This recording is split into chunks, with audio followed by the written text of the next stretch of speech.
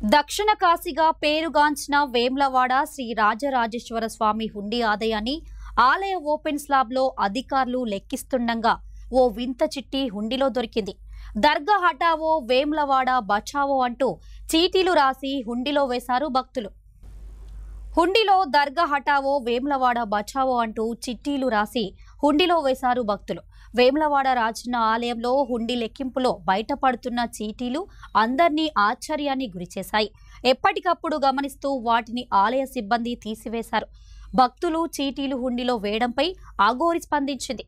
వేములవాడ రాజన్న ఆలయంలో ఉన్న దర్గాను తీసివేయాలని గత కొంతకాలంగా పోరాడుతున్నారని, దీనిపై భక్తుల నుంచి విశేష స్పందన లభించిందన్నారు.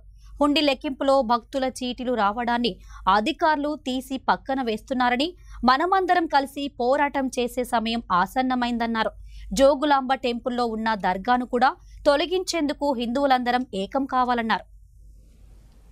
నేను వేములవాడ గురించి ఏదైతే దర్గా ఉందో వేములవాడ లోపల ఆ దర్గా గురించి నేను ఎప్పుడైతే తీసేయాలని పోరాటం అనుకొని అక్కడికి నేను వెళ్ళడానికి చేశాను. ఫస్ట్ టైం వెళ్ళాను, అనౌన్స్మెంట్ ఇచ్చాను.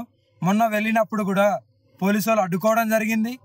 ఇప్పుడు నా ఫలితం ఏదైతే నేను పోరాటాన్ని స్టార్ట్ చేశానో మా హిందువులు బంధువులు, మా సనాతన బంధువులు దానికి స్పందించి దర్గా హటావ్ వేములవాడ బచావ్ అని ప్రతి ఒక్కరూ అక్కడికి వెళ్ళిన భక్తులు హుండీలో చిట్టీలు వేయడం జరిగింది. ఈరోజు వేములవాడలో హుండీ లెక్కింపులు జరుగుతున్నాయి.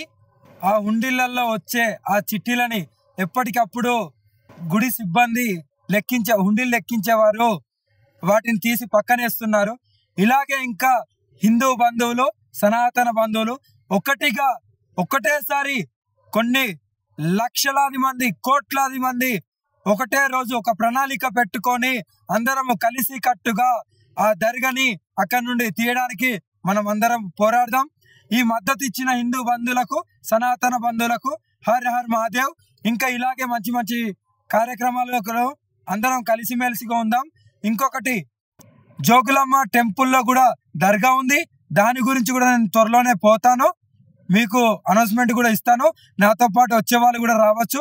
నేను డేట్ ఉన్న టైం అనౌన్స్మెంట్ చేస్తాను. అప్పుడు జోగులాంబ టెంపుల్ కాడికి వెళ్ళి అక్కడ లోపల ఉన్న దర్గా గురించి కూడా మనము పోరాడదాము. అందరం కలిసి కట్టుగా వెళ్ళి ఆ దర్గాని తీసేలాగా మనం పోరాడదాం.